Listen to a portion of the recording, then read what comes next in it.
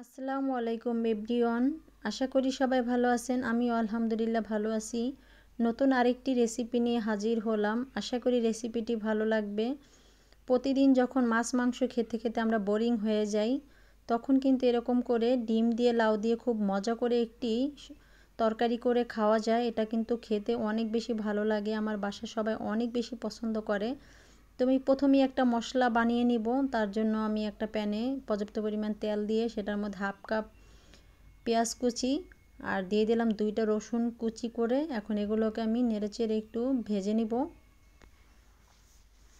এই মশলাটা করে আসলে তরকারিতে দিলে তরকারির টেস্টটা অনেক বেশি ভালো আসে। আমি তো অনেক বেশি পছন্দ করি। তো এটাকে আমি এরকম ভেজে একটু ব্রাউন কালার করে ভেজে নিব। তারপরে কিছু আস্ত জিরা দিয়ে দিব এটার মধ্যে। তো আমি সেই জিরাগুলো দিয়ে দিলাম। দিয়ে আবার নেড়েচেড়ে এগুলোকে একটু ভেজে নিব, জিরাটা যাতে পুড়ে না যায়। জাস্ট অল্প একটু ভেজে নিব 1 মিনিটের মতো। তো এগুলো আমার ভাজা হয়ে গিয়েছে, আমি এগুলোকে এখন তুলে নিব। এটা চাইলে শিলপাটাতে বেটে নিতে পারেন, না হলে ব্লেন্ডারে ব্লেন্ড করে নেবেন। তো আমি সেই হাঁড়িতে আবার আরেকটু তেল দিয়ে হাফ কাপ পেঁয়াজ কুচি দিয়ে দিলাম। দিয়ে আমি নেড়েচেড়ে একটু ভেজে নিব।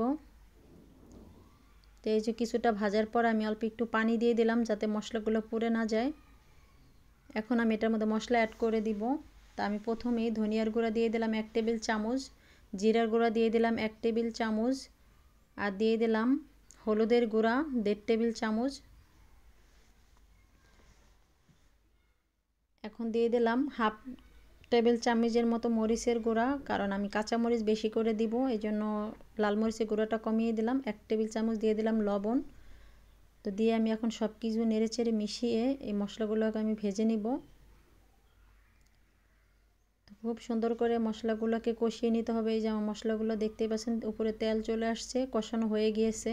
তা আমি আরও একটু পানি দিয়ে সব কিছু মিশিয়ে নিয়ে এখন আমি এটার মধ্যে লাউ দিয়ে দিব। তো এখন আমি লাউগুলোকে দিয়ে দিব। এই রান্নাটা কিন্তু অনেক বেশি ইজি, যারা নতুন রান্না শিখছেন তাদের অনেক উপকারে আসবে। আর যারা ব্যাচেলর আছেন তারাও কিন্তু এই রেসিপিটি ফলো করে রান্না করতে পারেন। অবশ্যই ভালো লাগবে সবার কাছে, সবাই অনেক বেশি পছন্দ করবে। তো লাউগুলো দিয়ে আমি এখন সেই মশলার সাথে ভালোভাবে কষিয়ে নিলাম। সব কিছু মিশিয়ে এখন আমি ঢাকনা দিয়ে ঢেকে কষিয়ে নিব।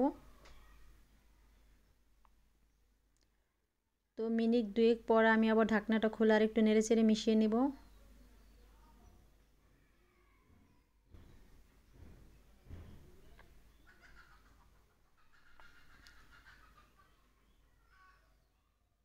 তো কষিয়ে নেওয়া হয়ে গিয়েছে। এই পর্যায়ে আমি এটার মধ্যে একটু পানি অ্যাড করে দিব, কারণ লাউ কিন্তু সিদ্ধ হতে অত বেশি সময় লাগে না। আর আমার লাউটা অনেক কচি ছিল, একদম আমাদের বাড়ির লাউ ছিল অথেন্টিক। এটা কিন্তু সিদ্ধ হতে একদমই সময় কম লাগবে, তাই আমি যতটুকু ঝোল রাখবো তার থেকে অল্প একটু বেশি পানি দিয়েছি। তা আমি এই পর্যায়ে এখন আমি ঢাকনা দিয়ে ঢেকে দিব যতক্ষণ না সিদ্ধ হয়ে যায়। তো আবার ফিরে আসলাম প্রায় 5 মিনিট পরে। 5 মিনিট পরে আমার তরকারির এই অবস্থা। এখন আমি একটু নেড়েচেড়ে দেখব লাউগুলো সিদ্ধ হয়েছে কিনা। তো আমার লাউগুলো সিদ্ধ হয়ে গিয়েছিল। এখন আমি এটার মধ্যে সেই যে মশলাটা বানিয়ে নিয়েছিলাম সেটাকে আমি ব্লেন্ডার দিয়ে একটু ব্লেন্ড করে নিয়েছি। এখন আমি এই মশলাটা এটার মধ্যে দিয়ে দিলাম। দিয়ে আমি নেড়েচেড়ে সব কিছু খুব ভালোভাবে মিশিয়ে নেব। মিশিয়ে নিয়ে এই যে আমি 4টা ডিম নিয়ে 2টা 2টা করে ভেজে এরকম করে কেটে নিয়েছি। ডিম ভাজাটা আসলে দেখাইনি, এটা দেখানোর কিছুই নাই, সবাই আসলে আমরা ডিম ভাজতে পারি, তাই এটাকে দেখানো হয়নি। শুধু লবণ আর ডিম দিয়ে আমি মিক্স করে ভেজে নিয়েছি, পেঁয়াজ টেয়াজ কিছুই দেইনি। তো আমি এগুলোকে দিয়ে আবার একটু তরকারির সাথে খুব ভালো করে নেড়েচেড়ে মিশিয়ে নেব। এই তরকারিটা আমাদের বাসায় সবাই অনেক বেশি পছন্দ করে, আমারও অনেক বেশি ভালো লাগে। এই শীতের দিনে লাউ দিয়ে ধনিয়া পাতা দিয়ে আর ডিম দিয়ে রান্না করলে এটা ভীষণ মজার হয় খেতে। তা আমি একটু ধনিয়া পাতা দিয়ে দিলাম উপর থেকে। দিয়ে এখন এটাকে জাস্ট 1 মিনিটের জন্য ঢেকে দিব, যাতে ধনিয়া পাতার ফ্লেভারটা তরকারির মধ্যে খুব ভালোভাবে মিশে যায়। তো এই তো আমার তরকারি হয়ে গিয়েছে। এখন আমি এটাকে সার্ভ করে নিব। দেখতেই পাচ্ছেন কতটা সুন্দর হয়েছে, এটা খেতেও কিন্তু অনেক বেশি মজার হয়েছিল।